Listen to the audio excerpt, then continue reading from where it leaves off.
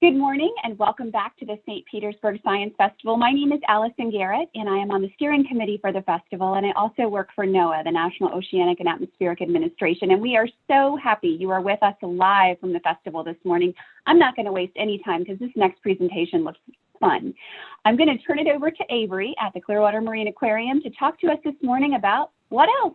Florida manatees. Good morning, Avery. Hi guys, good morning. So today you are going to join the Clearwater Marine Aquarium rescue team, and we are going to work together to rescue a manatee.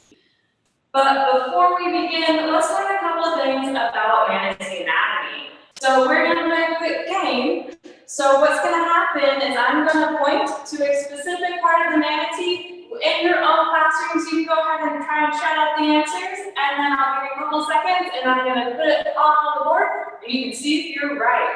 So we're going to start out really easy first. So if I point to this area right here, what do you think that part is called on the manatee? I'll give you a couple of seconds. All right, it is going to be called a flipper. Now, flippers are really cool because they have a lot of bones in them, kind of like how our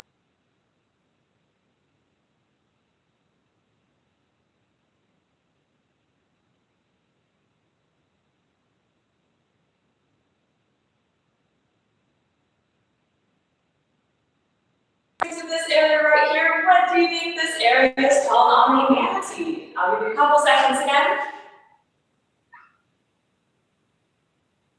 Now this is going to be called a paddle. So a lot of people will refer to this as a tail, but it is technically called a paddle due to the shape of it. Now paddles are going to be what allows the manatee to swim forward and propel itself through the water. So our manatee here is going to have a very rounded paddle, but if you go to their cousins, the dugong, over in the Pacific Ocean, they're actually going to have a forked tail, like a mermaid, or a whale. All right, now we're going to get a little bit harder. So there's going to be little tips here on the very tip of their flipper. I'm going to give you a second to figure out what that part is called. And these are actually going to be nails. So manatees do have nails like we have nails.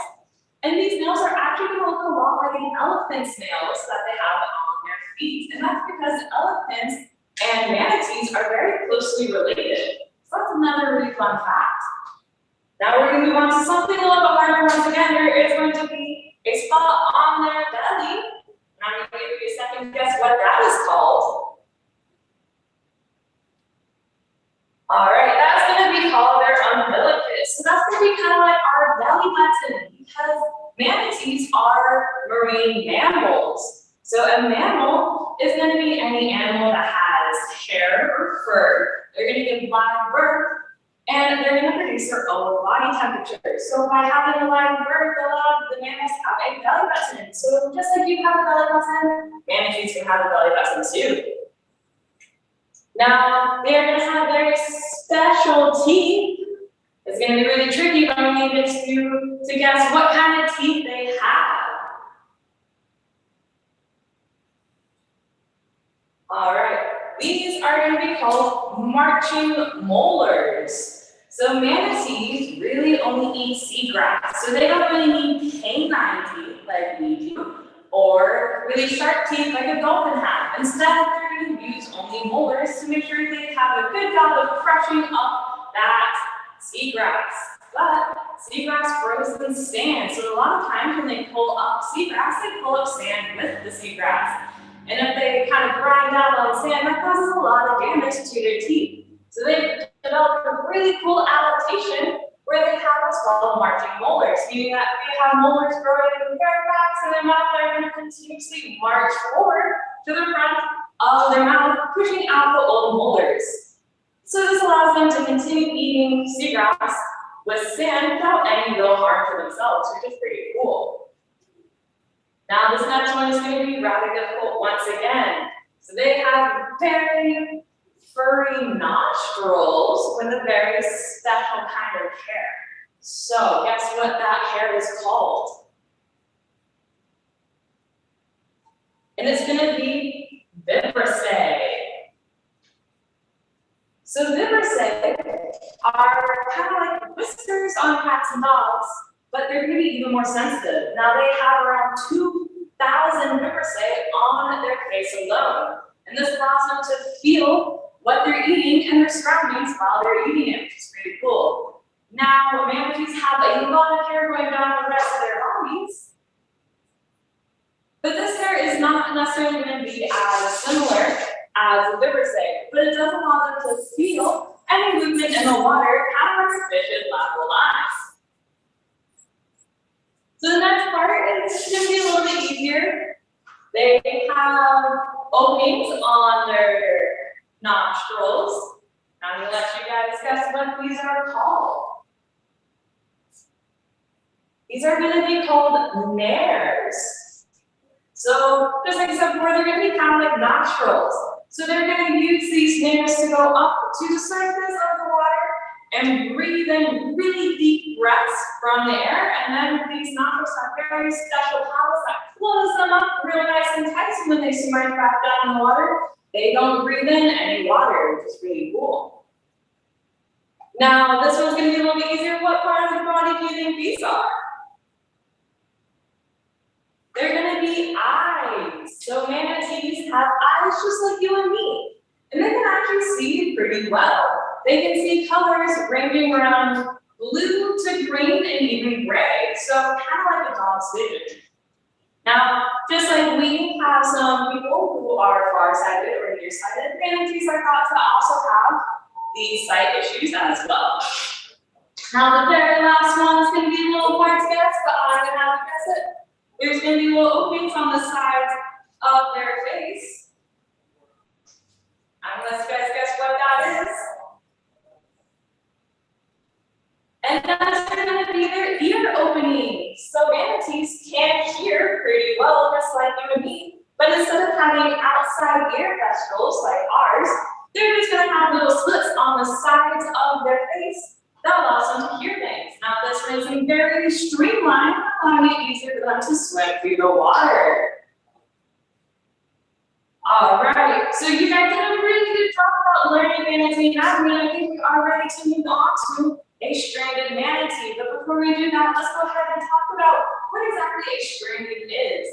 Now, when a marine animal gets stranded, that usually means that they are either beached, meaning that they are on the beach and they cannot get back to the water, or they're just kind of floating very lethargically or very slowly in the water.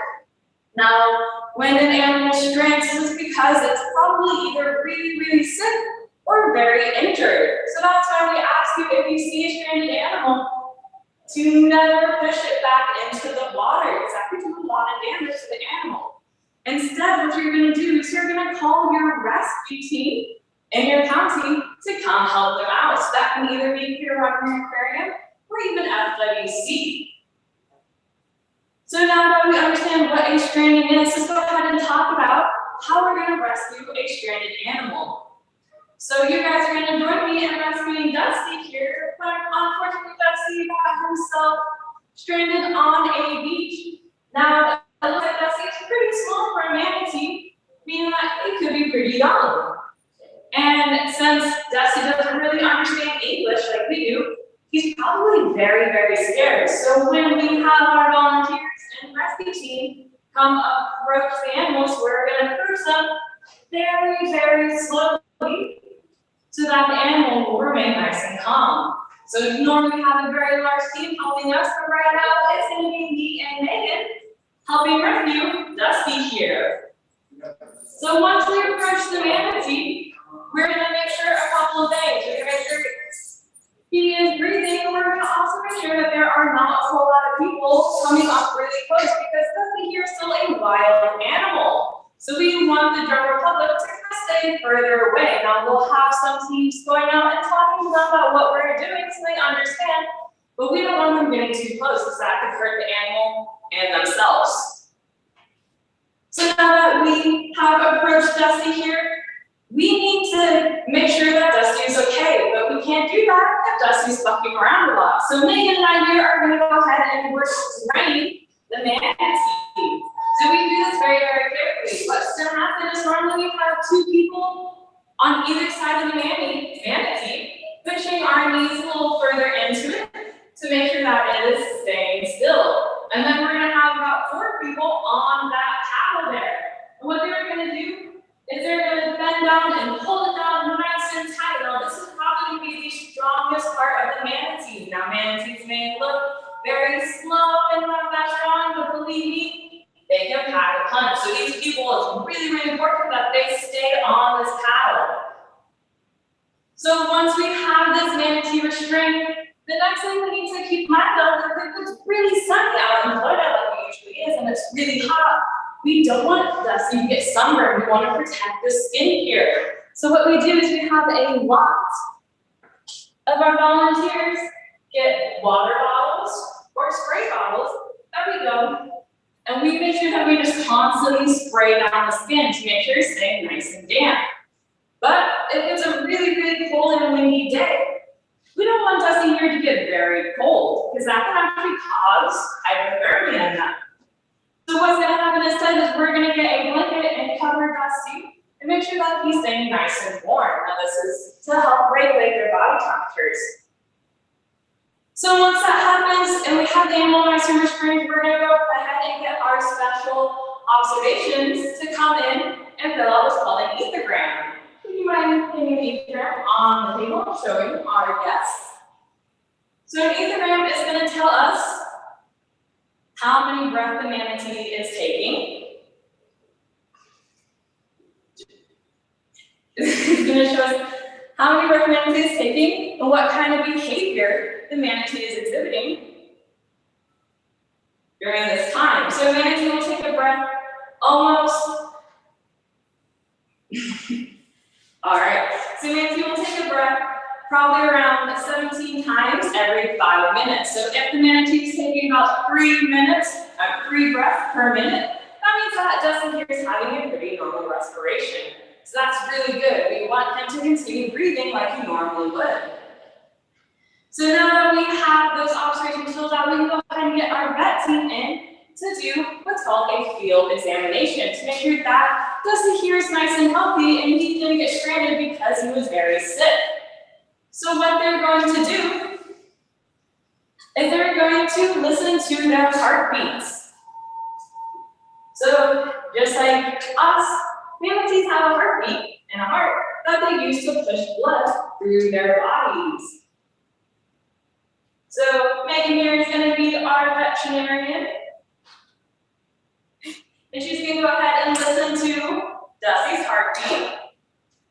Now I'm going to attempt to hold on to Dusty here to make sure that he's staying nice and still. So a manatee should have a heartbeat anywhere between 50 to 60 beats per minute. I think that is wrong. Oh no, that's right. So did you count 50 beats per minute, Megan? 50 beats a minute. Perfect. All right. So it looks like his heart rate is doing really well. So he seems to be pretty healthy. All right, so once we have that done, we're going to go ahead and check for any scars. It looks like that's doing pretty good. We're going to measure him. So we're going to take this measure and measure out the width from there all the way down to the tip of the paddle.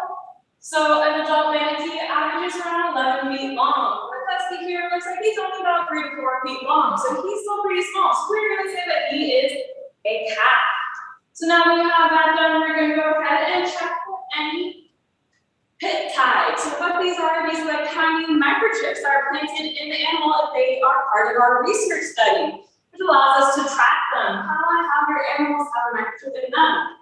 So we're going to go ahead and run the scanner over the body, and it looks like he doesn't have any tags in him. So this is a good indicator that Dusty here is not part of any research. So once we check everything, it looks like Dustin here has passed his final examination in the field. So we think that he is really, really healthy. What probably ended up happening was that he got stuck during a low tide event. So when the tide is high, they're able to move up towards the shore. And then if the tide goes out, sometimes they're not fast enough to get back out. So when that happens, you can wait for the tide to come back in, and then we can use a structure to lift up the younger manatees and bring them back into the water and release them right away. All right, guys, thank you so much. Do we have any questions?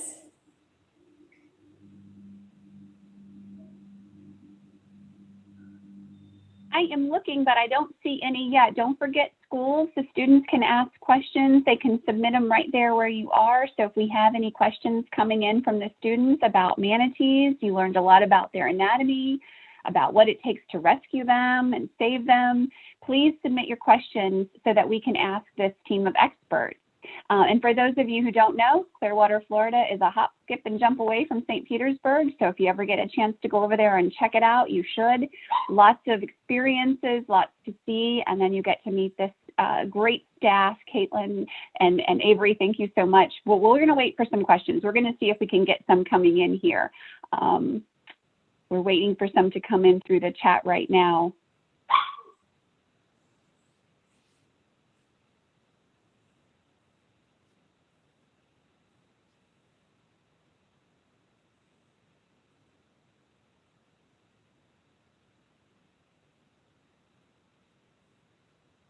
Maybe we could talk, I could pose a question just because I know sometimes I've heard this from other students. How do you know when a manatee is in trouble? What kinds of ways do you find out before you have to go out into the field and help them?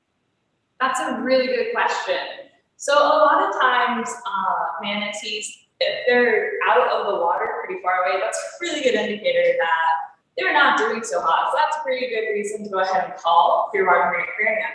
Or sometimes you'll actually see things wrapped around the manatee, such as crab traps, ropes, we've even seen a life jacket. So if you ever see a manatee that looks like it has something attached to it, go ahead and call either us or FWC, and we'll go ahead and ask you further questions if you need to come out. Also, if it is really, really cold, and you start seeing a lot of like white spots on the manatee, that's a good indicator that our manatee is getting what's called a cold shock, so hypothermia. So when that happens and you're a little bit concerned and it looks like they're not moving a whole lot, go ahead and call. Also, if you're just generally concerned and you don't know if this manatee needs help, it's always not a bad idea to call us just to double check anyways, and we'll be happy to confirm with you if it is in trouble. That's one thing I wanted to mention. When people do see an animal in trouble or they think might be in trouble, they shouldn't try to help themselves, correct? Correct. So if you do see an animal that looks like it's in trouble, remember they are wild, so that their behavior is really unpredictable. If you try to help them yourself, you could get hurt, or you could get the animal hurt even further. So that's why we have trained experts to go in and help these animals, which is why you should always call us. Also, a lot of times people are mistaken that these animals don't really need our help. So if that happens, you're just kind of harassing them. So that's why you should always just confirm with experts and not try to help them yourself. Good advice, good advice. And what happens if someone comes up on a manatee that maybe has died? What should they do then? Do they still call you? So that's a great question. So unfortunately, out in the wild, animals do die. It happens, and we are seeing increase in mortality right now due to the red tide. Always call us. We sometimes will go ahead and we will do what's known as like a dissection on these animals to kind of figure out what's happening, why did they die, and if it's going to be a problem in the future for other manatees. So if you do see a manatee that unfortunately has deceased, go ahead and call us just in case, and we may or may not come in and pick up that manatee. And I think if I remember correctly, I don't have any questions coming in yet, but please, students, feel free to submit some questions for your classroom to your teacher. We'd love to help answer those for you. If I remember correctly, there is a unique way to identify these animals. Sometimes you all work with your different partner agencies to try to determine if you know anything about an animal, if you've rescued it before, et cetera. Is that correct? Absolutely. So as I was saying before, we do Well, sometimes we'll put a microchip in them. If we rescue them before, we want them to be part of our research. But another really good way to identify manatees is to actually by the scarring on their backs. So since manatees are really slow moving, they do get hit by boats quite a lot, or they can get preyed upon by other animals. When this happens, it does create scars on their skin. And that's a really good way to identify these animals because no two manatees are going to have the same scarring as each other. So it's going to be kind of like a thumbprint for humans, except scars for manatees. So yes, absolutely, you can definitely identify manatees based off of this. And it's a great question. It's sad, but I can understand how it could be helpful for you all to know who they are. How long do manatees live? Is there a range of ages for them? How long can they live? Yeah, so manatees are kind of similar to us, so they can actually get up to 20 years old. 20 to 60 years old, so they can live a pretty long time, just like we can live a pretty long time as well. And it's kind of similar to dolphins, because dolphins can also live out in the wild anywhere between 30 to 50 years. So these two marine mammals are pretty similar in terms of their life expectancy. Right. One more question. How can we, as people out in the water, along the beaches and boats, is there anything we can do or not do to make their lives better? Something that is simple as, I know you all are experts, but for us, is there anything we can do or do less of? Absolutely, there's always something that everyone can do to help any marine animals. But in terms of manatees, really 3 easy ways to make sure that you are helping them out in the wild is make sure that you don't do any pollution. So if you see trash or plastic, make sure you pick it up and you're able to throw it away. Another really good way to help manatees is by not destroying seagrass beds. So seagrass, like I said before, is going to be their main food source. So if you use a boat and you run through seagrass, or you take an anchor and put it through the seagrass beds, or even just by walking on seagrass beds, it kind of destroys their food source. So just make sure that you leave the seagrass nice and pristine. And finally, another great way to help protect these animals is by making sure that you're following all boating laws out in the bays or in the ocean. Especially if you come across an area that says that there's high manatee activity. When that happens, you're going to want to go really, really slow because they are not very fast-moving creatures. They average around 5 miles per hour when they swim around.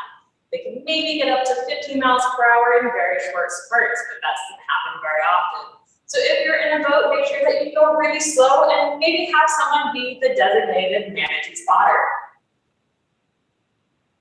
Thank you. Thank you so much for this wonderful information, for giving us a great demonstration. We so appreciate you and all of the staff at the Clearwater Marine Aquarium for all that you're doing. And thank you again so much for joining us today. And for everyone else, join us again in another 4 or 5 minutes. We'll be live at the St. Petersburg Science Festival. Thank you, guys.